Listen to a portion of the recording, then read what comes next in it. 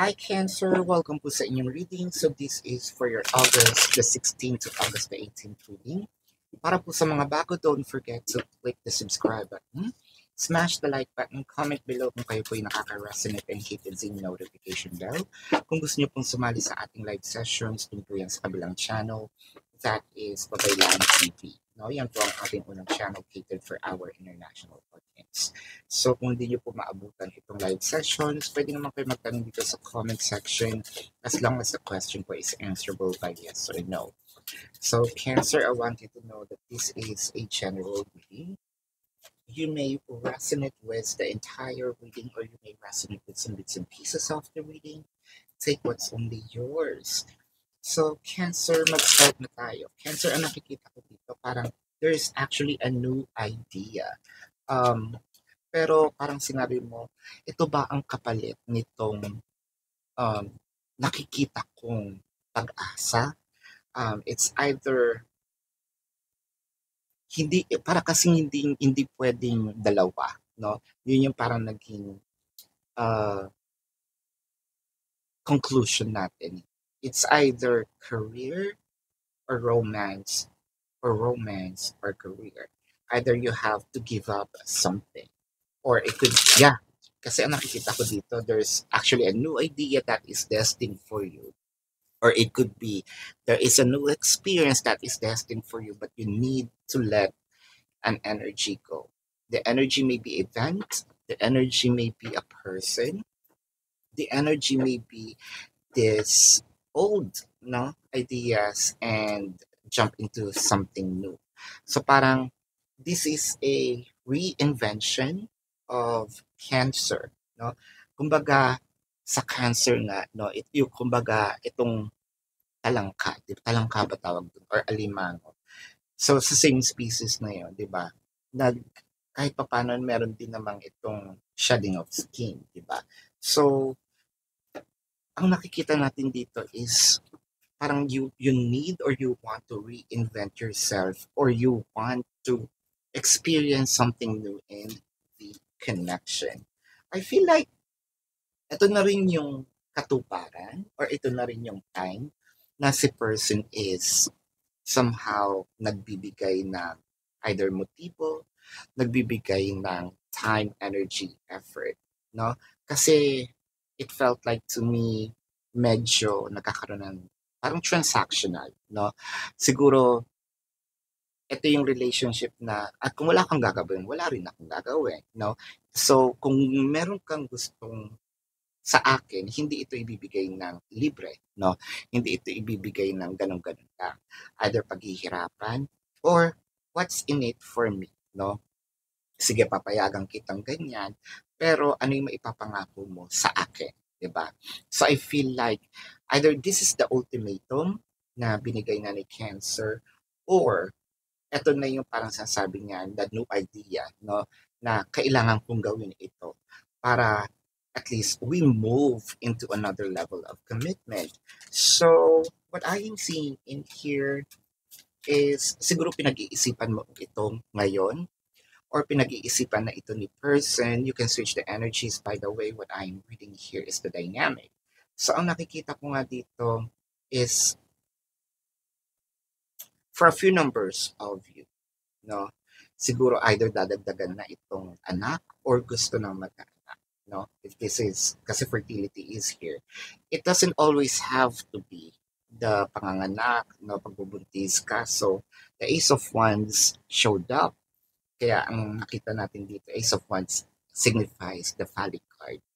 So, ito yung apart from the passion, phallic card din siya. So, ito yung tinatawag nating are ng lalaki. So, really standing straight. I don't want to be too visuals about it. Tingnan nyo na lang yung Ace of Wands. So, from what I am seeing, baka in-heat, no, itong si person. Or, nandito talaga din siya sa part na I think we need to settle down, no? I think we need to add, with the Five of Cups, the Page of Pentacles, the Three of Swords, the Knight of Pentacles. Do you still want to try for a few numbers, for a small percentage? No, I think there was a trauma. But bahagyang-bahagya, hahapyawan ko lang 'to. Siguro nagkaroon ng miscarriage before, nagka-trauma, and I think that this is the time to naiisip mo isa, can we try it again? And I think that the other person is now open, no, to try it again.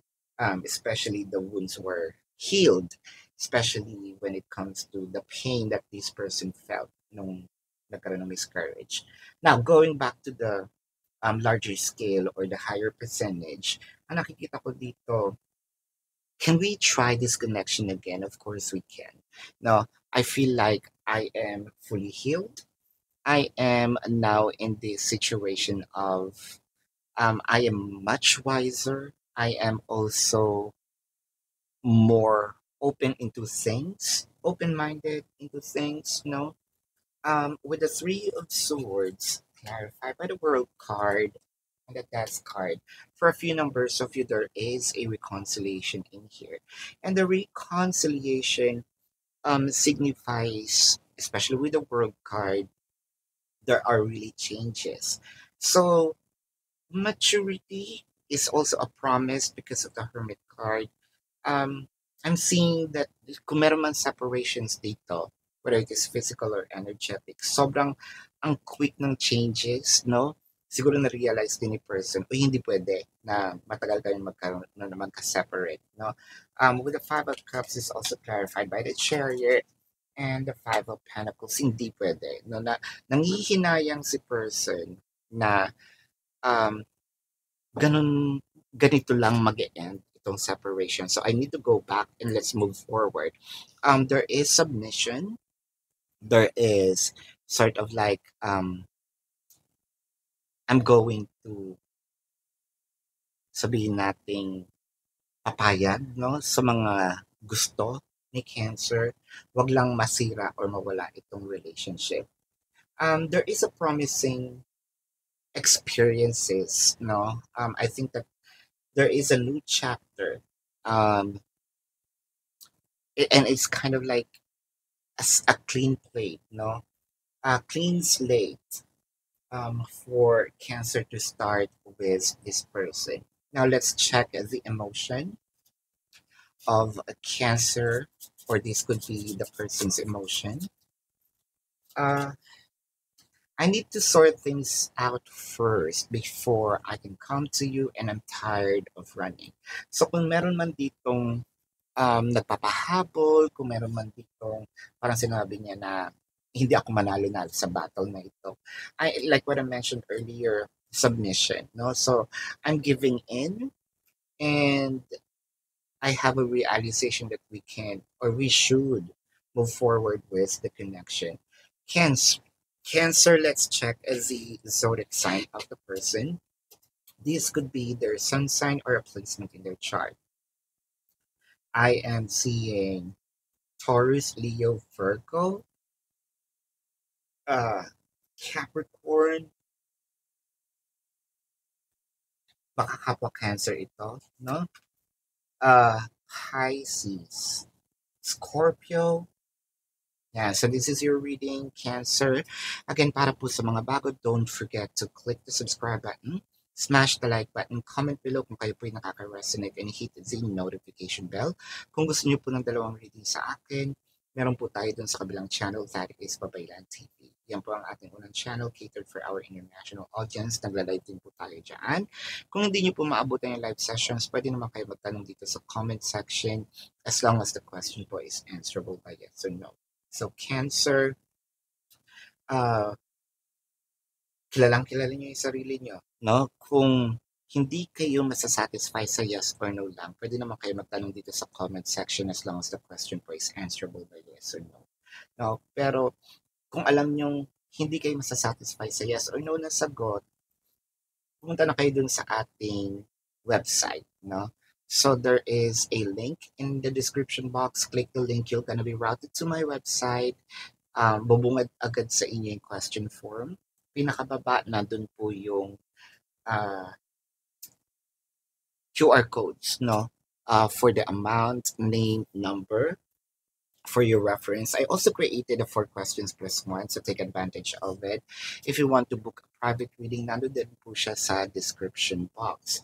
So tuloy ang manhunt, Cancer, pwede nyo pong i-report itong mga fake accounts and then take a screenshot, send it to the designated email para po makabunot tayo ng winner no once ah, mawala na itong mga fake accounts na ito. So, Cancer, kung hinahanap niyo yung X files, itong readings about exes, nilipat ko na po siya sa Facebook. No? So, this is your reading. Love and light to you. Namaste. See you po sa susunod na week. Goodbye.